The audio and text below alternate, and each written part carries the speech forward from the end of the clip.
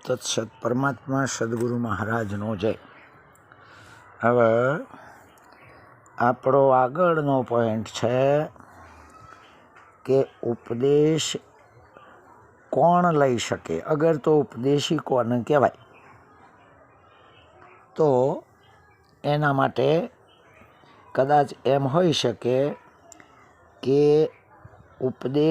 ઉપદેશી જ લઈ શકે છે, એટલે કે જેણે ઉપદેશ લીધો હોય એ જ ઉપદેશનો અથાર્થ વિચાર કરીને એ ઉપદેશ ઉપરથી જ એ પ્રમાણે હું છું કે નહીં, અગર તો કોઈ પણ ખૂણે ખોચરે જાણે અજાણે અહમ અગર તો દ્વૈત ભાવ ક્યાંય પણ રહી ગયો તો નથી ને,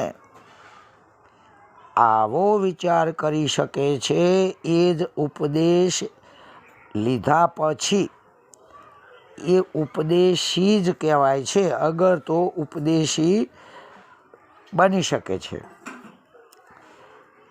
એનો સાચો એ જ એ અધિકારી છે. ગુરુ શિષ્ય વચ્ચેનો જે પ્રસંગ છે એ તો બોધ કહેવાય છે. બોધનો અર્થ બે વાતો કહેવી એવો થાય છે, અને જે ઉપદેશ છે એ તો બોધિક થયા પછીની બાબત છે. આમ બોધ કરનારા તથા બોધ લેનારાની સંખ્યાઓ વધારે હોય છે, જ્યારે ઉપદેશી તો જવલ્લે જ હોય છે.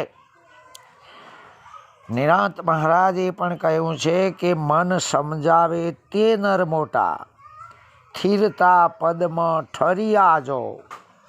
નિરાંત નામ ગુરુ તર તારણ એ ભવજળમાં તરિયા, એને જ ઉપદેશી કહેવાય છે. આપણા વેદાંતમાં પણ વિચાર સાગરમાં ભરછુ નામના પ્રધાનનું દ્રષ્ટાંત છે કે એ પોતે પોતાને જ ઉપદેશબોધ કરતો હતો, પોતે પોતાની જ ક્ષતિ જોતો હતો, બહાર કોઈની પણ ભૂલદોષ એને દેખાય જ નહીં. એ જ ઉપદેશી કહેવાય છે. એટલે કે જ્યારે ઉપદેશી તો કદાચ જવલ્લે જ હોય છે, જે પોતાના ઇષ્ટથી સહેજ પણ છેટો ના થતો હોય, સ્વાર્થ વ્યવહાર કે પરમાર્થ હોય તો પણ જે ઇષ્ટને પૂછ્યા વગર કરતો જ ના હોય અને ઇષ્ટની મરજી પ્રમાણે કોઈ પણ જાતનો લાભ કે સ્વાર્થ પોતાના તરફ વિચારતો જ ના હોય, તથા એકે એક કાર્ય પોતાની ફરજ જાણીને પોતાના ઇષ્ટને જ સમર્પણ કરતો હોય, જે સંપૂર્ણ ગરજવાન વૈરાગ્યવાન સદગુરુ શબ્દના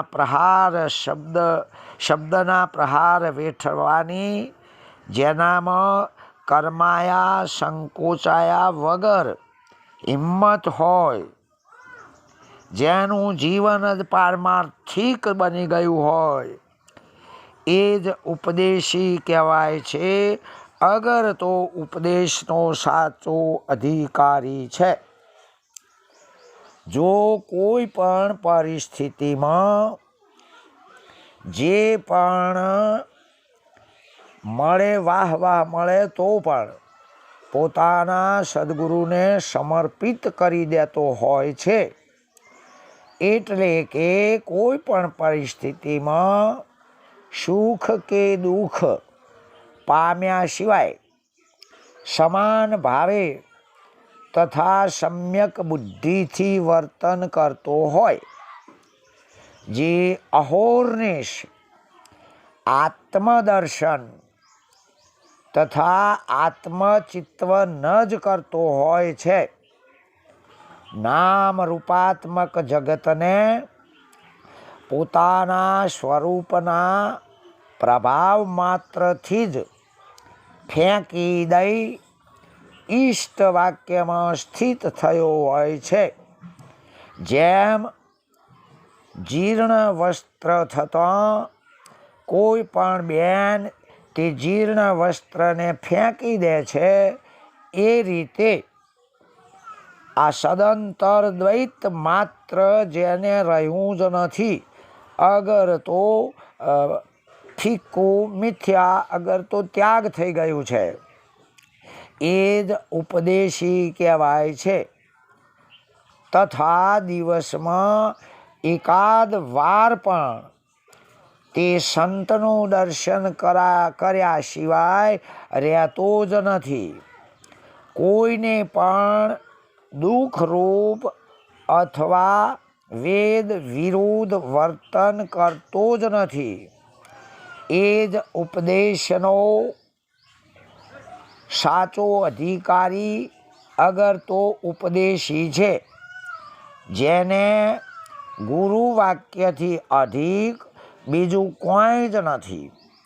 વળી જે લોકેશણા પુત્રેશણા વિત્તેશણા અગર તો કોઈ પણ બાબતને જીતી શક્યો હોય, એ જ ઉપદેશી કહેવાય છે.